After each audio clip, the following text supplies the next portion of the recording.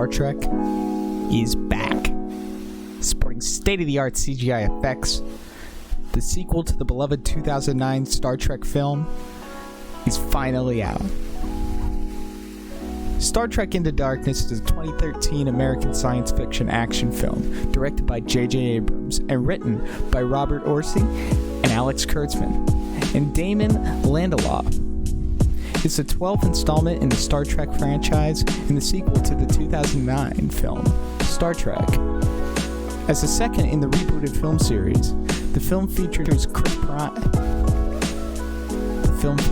Pine reprising his role as Captain James T. Kirk, with Zachary Quinto, Simon Pegg, Carl Urban,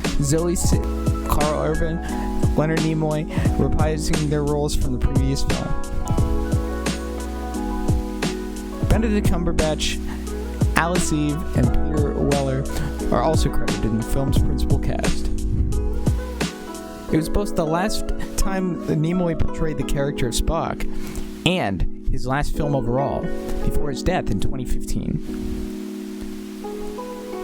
Set in the 23rd century, Kirk and the crew of the USS Enterprise are sent to the Klingon homeworld, seeking former Starfleet member turned terrorist known as John Harrison. After the release of Star Trek, Abrams, Burke, Lindelof, Kurtzman, and Orci agreed to... Filming began in January 2012. Into Darkness' visual effects were primarily created by Industrial Light and Magic. The film was converted to 3D during its post-production stage.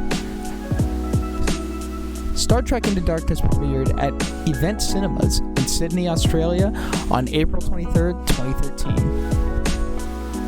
and was released on May 9th in Australia, New Zealand, and the United Kingdom, and Europe, and Peru, with other countries following. United States and Canada, opening at IMAX cinemas a day earlier. Into Darkness was a financial success and received positive reviews from critics. Its gross earnings of over $467 million worldwide have made it the highest grossing entry in the Star Trek franchise.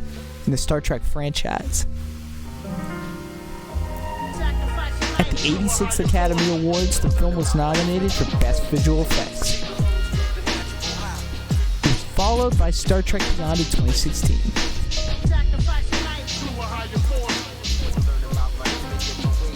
In 2259, Captain James T. Kirk is removed from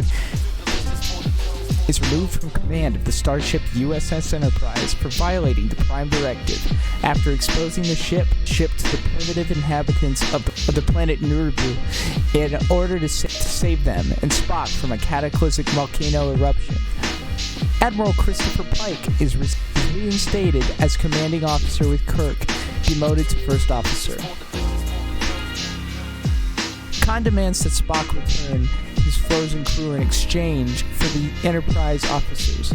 Spock complies, but he and McCoy remove Khan's frozen crew from the torpedoes. Spock detonates the warheads, crippling the ship. With both starships caught in Earth's gravity, they plummet towards the surface. Kirk enters Enterprise's radioactive reactor chamber to realign the warp core, sacrificing himself to save the ship.